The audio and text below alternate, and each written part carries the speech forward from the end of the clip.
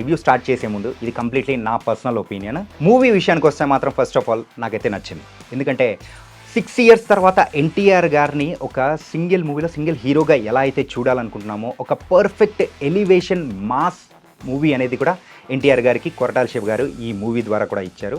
And కంప్లీట్గా ఇచ్చారంటే మాత్రం చెప్పడం కొంచెం కష్టమే. ఏంటంటే మాస్ ఎలిమెంట్స్ కానీ ఎన్టీఆర్ గారిని 6 ఇయర్స్ తర్వాత ఒక సింగిల్ హీరోగా మూవీ వస్తుంది అని అంటే మనకు ఎలాంటి ఎలివేషన్స్లో ఆయనను చూడాలి అని అనుకుంటామో అలాంటి వాటికి మాత్రం పర్ఫెక్ట్ మూవీ అనే చెప్పుకోవాలి. అంటే ఈ మూవీ స్టోరీ విషయానికి వస్తే స్టోరీ మనందరికీ తెలిసిన స్టోరీనే. సో ప్రిడిక్టబుల్ అయిన స్టోరీ లైన్నే మరి కొరటాల శివ గారు తీసుకొని మరి ముందుకు వెళ్ళారు. కానీ కొన్ని సబ్ ప్లాట్స్ని తీసుకొని సో దాన్ని చుట్టూ తిరిగే స్టోరీగా కూడా దీన్ని కంప్లీట్గా బిల్డ్ చేసుకున్నారు. అండ్ మెయిన్గా మనం మాట్లాడుకోవాల్సింది ఎన్టీఆర్ గారు. అండ్ ఫస్ట్ హాఫ్లో వచ్చే దేవర క్యారెక్టరైజేషన్ అంతా చాలా కంపోజ్డ్గా ఉంటుంది.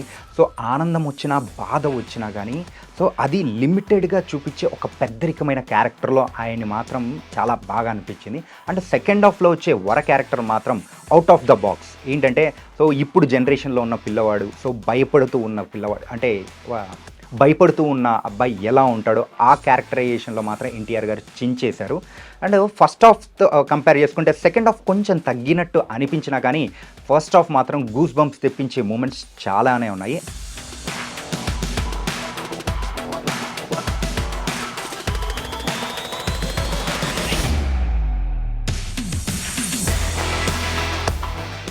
మెయిన్గా మూవీ హైలైట్స్ విషయానికి వస్తే మాత్రం ఎన్టీఆర్ గారి ఇంట్రడక్షన్ అయితే అద్దిరిపోయింది. దాని తర్వాత సో ఫస్ట్ హాఫ్లోనే వచ్చే మెయిన్గా ఆ సమరం ఎపిసోడ్ సైఫ్ అలీ ఖాన్ అండ్ ఎన్టీఆర్ గారి మధ్య వచ్చే ఆ ఫైట్ ఎపిసోడ్ మాత్రం నిజంగా అత్యద్భుతంగా అనిపించింది. పిక్చరైజేషన్ కానీ అండ్ ఎన్టీఆర్ గారు సైఫ్ అలీ ఖాన్ గారు సో దీనికోసం ఎంత కష్టపడ్డారు. ఎవరైనా కానీ దానికోసం అంటే ఫలాంది కావాలి అని అనుకున్నామంటే దానికోసం కష్టపడే విధానం ఆ క్యారెక్టరైజేషన్లో ఇద్దరు మాత్రం గూస్ బంప్స్ తెప్పించే ఆ ఫైట్గా అనుకోవచ్చు.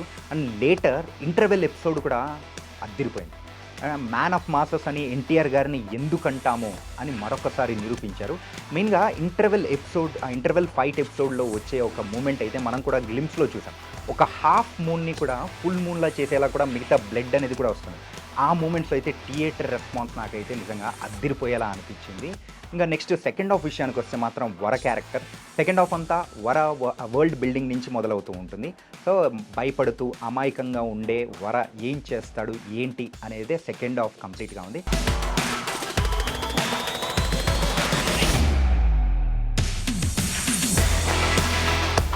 జాన్వీ కపూర్ ఫస్ట్ హాఫ్లో ఉండదు, సెకండ్ హాఫ్లో వస్తుంది. కానీ జాన్వీ కపూర్ గారు ఉన్న ప్రతి ఫ్రేమ్ చాలా స్టన్నింగ్గా ఉంది. స్టన్నింగ్ బ్యూటీ అనే పదానికి మాత్రం నిలువెత్తు నిదర్శనంగా కూడా మరి అక్కడ జాన్వీ కపూర్ గారు ఉన్నారు. ఆ రోజుల్లో 90s కిడ్స్ కానీ 80s కిడ్స్ ఎవరైనా ఉన్నారో వాళ్ళ టైంలలో శ్రీదేవి గారిని చూసి ఎలా అయితే మెస్మరైజ్ అవుతారో ఇప్పుడున్న జనరేషన్ వాళ్ళు జాన్వీ కపూర్ గారిని చూసి అలాగే తెలుగు ప్రేక్షకులు కూడా దగ్గర తీసుకుంటారని మాత్రం ఈ మూవీ ద్వారా క్లియర్గా అర్థమవుతుంది. సో ఆ డ్యూరేషన్ తక్కువగా ఉన్నా కానీ ఉన్న టైంలో మాత్రం చాలా బాగుంది. అండ్ మెయిన్గా చుట్టమల్లే సాంగ్ కూడా పిక్చరైజేషన్ సూపర్గా ఉంది. దెన్ మెయిన్గా ఈ మూవీ విషయానికి వస్తే మాత్రం పాజిటివ్స్ ఎన్టీఆర్ ఈ ఇంతకు మించి ఏమీ చెప్పుకోలేము. అండ్ ప్రొడక్షన్ వాల్యూస్ చాలా బాగున్నాయి. అండ్ సైఫ్ అలీ ఖాన్ గారు కానీ శ్రీకాంత్ గారు కానీ అండ్ ప్రకాష్ రాజ్ గారు కానీ వీళ్ళ క్యారెక్టర్స్లో మాత్రం చాలా సూపర్గా ఇమడిపోయి ఉన్నారు. మెయిన్గా ఈ అందరి క్యారెక్టర్స్లో కల్లా సైఫ్ అలీ ఖాన్ గారి విలనిజం మాత్రం అద్దిరిపోయేలా కూడా ఉంది. ఎందుకంటే ఎవ్రీ ఫ్రేమ్లో సైఫ్ అలీ ఖాన్ గారు కనిపించిన ప్రతి ఫ్రేమ్లో సైఫ్ అలీ ఖాన్ కనిపించలేదన్నమాట. బైరా క్యారెక్టర్ కనిపించింది. దేవరని ఎలా అయితే పడగొట్టాలి, సో తనను చంపేయాలి అనే ఒక కసి తన కళ్ళల్లో మాత్రం 2 వేరియేషన్స్గా కూడా మరి సైఫ్ అలీ ఖాన్ గారు చాలా చక్కగా. అండ్ సెకండ్ హాఫ్లో మాత్రం కొంచెం గ్రాఫ్ తగ్గినట్టు అనిపించిన దాన్ని సెకండ్ పార్ట్ వర్డ్ బిల్డింగ్ కోసం మాత్రం ఇక్కడ యూజ్ చేసుకున్నారని మాత్రం క్లియర్గా అర్థమవుతుంది. అండ్ క్లిఫ్ హ్యాంగర్ ఎప్పుడైనా కానీ ఫస్ట్ హాఫ్ చేశారంటే సెకండ్ హాఫ్కి ఏదో ఒక ట్విస్ట్ లాంటిది పెట్టి అది సెకండ్ హాఫ్ చూడాలనే ఆతృత పెంచే విధంగా కూడా దీన్ని పెట్టారు. కాకపోతే అంతగా మనం ఎక్స్పెక్ట్ చేసినంత కిక్ రాకపోవచ్చు. ఎప్పుడైతే థియేటర్ నుంచి బయటకు వచ్చేటప్పుడు మాత్రం ఏదో కొంచెం తక్కువైంది అని అనుకుంటాము.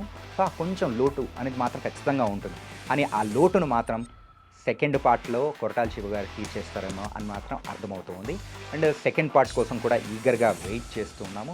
టోటల్గా ఓవరాల్గా మూవీ అయితే నచ్చింది భయ్య. మాస్ ఆడియన్స్కి మాత్రం పిచ్చెక్కిచ్చేస్తుంది. అండ్ కొంతమంది మిక్స్డ్ టాక్ అంటారు, అది ఇది అంటారు. కానీ సో టోటల్గా ఓవరాల్గా మూవీ అయితే చాలా బాగుంది. స్టోరీ రొటీనే అయినా కానీ కొన్ని కొన్ని ప్లాట్స్ కానీ, ఎలివేషన్స్ అయన్నీ కొరటాల శివ గారి డైరెక్షన్ విషయానికి వచ్చేటప్పటికి స్క్రీన్ ప్లే విధానంతో కూడా ముందుకు తీసుకెళ్ళిపోతూ ఉంటారు. అండ్ వన్ మ్యాన్ షో ఈ మూవీ అంతా కూడా వన్ మ్యాన్ షో. అదే ఎన్టీఆర్ గారు.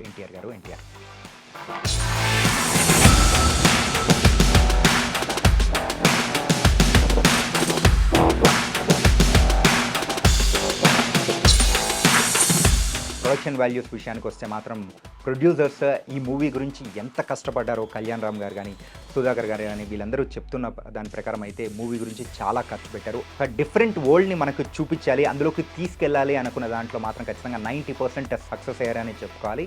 మెయిన్గా మూవీ అంతా కూడా కంప్లీట్గా ఒక 4 గ్రామాలు, అక్కడున్న సముద్రం చుట్టే తిరుగుతూ ఉంటుంది. ప్రతి ఒక్కరి క్యారెక్టర్స్ కూడా వాళ్ళ ఇంపార్టెన్స్ అనేది కూడా చాలా చక్కగా కొరటాల శివ గారు రాసుకున్న విధానం తగ్గట్టు చాలా బాగుంది. అండ్ కొరటాల శివ గారు బౌన్స్ బ్యాక్ అయ్యారనే చెప్పుకోవాలి. అండ్ ఇంకొకరి గురించి కూడా మనం ప్రత్యేకంగా మాట్లాడుకోవాల్సింది ఏంటంటే మ్యూజిక్ డైరెక్టర్ అనిరుద్.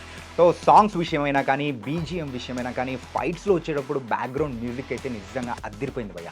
ఆ ఫైట్స్ అంత ఎలివేట్ అవ్వడానికి అనిరుద్ గారు ఇచ్చిన బ్యాక్గ్రౌండ్ మ్యూజిక్ కూడా ఒక కారణం అని కూడా చెప్పుకోవచ్చేమో. అక్కడ ఎన్టీఆర్ గారిని స్క్రీన్ మీద చూస్తుంటే బ్యాక్గ్రౌండ్ మ్యూజిక్లో ఆ ఎలివేషన్ ఇస్తూ ఉంటే మాత్రం ఫ్యాన్స్కి మాత్రం ఇదొక పండగ అని మాత్రం అదిరిపోయేలా చూపించేశారు కొరటాల శివ గారు. దేవర్ మూవీ ఎలా ఉంది ఏంటి అనే దాని గురించి మీరు చూసినట్టయితే కామెంట్ సెక్షన్లో మీ కామెంట్స్ అనేది కూడా డ్రాప్ చేయండి. మరిన్ని మూవీస్తో కూడా మీ ఐ డ్రీమ్లో మళ్ళీ కలుద్దాం. అంతవరకు take care. This is your Chanakya. See.